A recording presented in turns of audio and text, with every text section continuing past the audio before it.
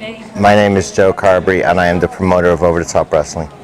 How old when I started training? I was kind of late, so I wasn't really looking to be a wrestler. I contacted a promoter in Ireland who was doing wrestling shows at the time, and he'd run into some issues in terms of trying to get an Irish scene off the ground because there was no Irish wrestlers up until maybe 13 years ago.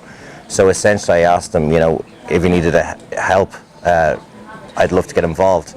And it kind of just spiraled to where we started to create a school to create an Irish scene, and I kind of just fell into it from that aspect. The first time I was involved as well, it's wooden boards, and then it's gotten a little bit better, but when I started it was wooden boards and then carpet.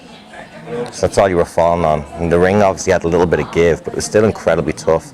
I think after 3 sessions I quit because I found it too grueling. I just didn't believe it would be so tough. The funny story what brought me back to wrestling was I kind of told people I was training to be a wrestler, and then everyone kept asking me when am I going to have my match, and I kind of felt like I couldn't go back and tell them I'd already quit, so I kind of said to myself I better stick this out and have at least one wrestling match, and that's essentially how I ended up sticking it out. Yeah.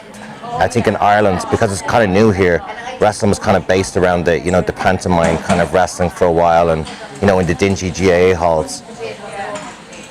All these other countries had this great place that A, the fans could come and see great wrestling, and B, the performers could be showcased, which I think was a major issue in Ireland, was that we had so many great performers, but they weren't being showcased. But if you say to guys like Ricochet and the other top level guys like the Bullet Club, we have a show in Dublin, Ireland. They're all like, Dublin, Ireland, that sounds so cool. So it's been a massive factor in us being able to bring talents to Ireland. I think everyone thinks it's real cool to kind of come to Ireland, and because it's kind of like, it's not one of those countries that you would expect to come and do a wrestling show. Most of the guys, the top Americans like Ricochet, they're always in the UK and all that, but the chance to wrestle in Ireland, I think as well has been special to them guys. I don't think OTT would be here if it wasn't for social media, essentially, and I don't think the wrestling business would be as healthy today if it wasn't for social media. So yeah, there's a massive, it's incredibly stressful, but it's incredibly rewarding as well. The logistics will probably end my life.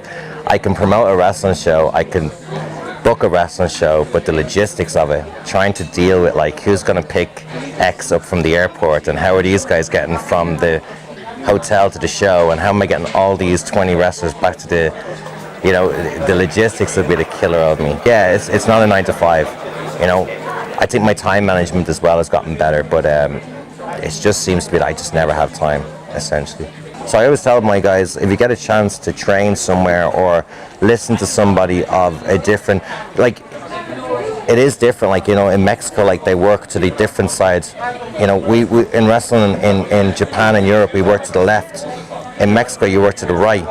So it's just, I worked a Mexican guy a while ago in Germany, and it was just totally weird trying to work to the right hand side of the body, but it was a massive learning experience as well, and I wouldn't have changed it because I got to try and do a match working the whole side to the right, which was very strange. You're so used to going to the left hand side, grabbing the left hand, grabbing the left foot, feeding your left hand, feeding your left, you know what I mean? But over there, everything is to the right, so it's just completely different.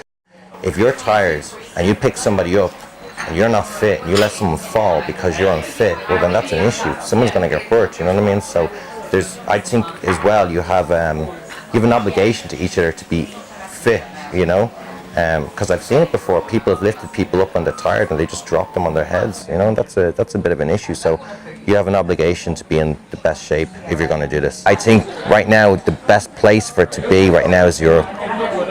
Japan used to be a really good place maybe 15 years ago, but it's kind of scaled back. I think if you look now, you have a lot of Australians that are coming to Europe as opposed to just Japan, and Japan is closer to them. So I think the European scene right now is as healthy as it's ever been.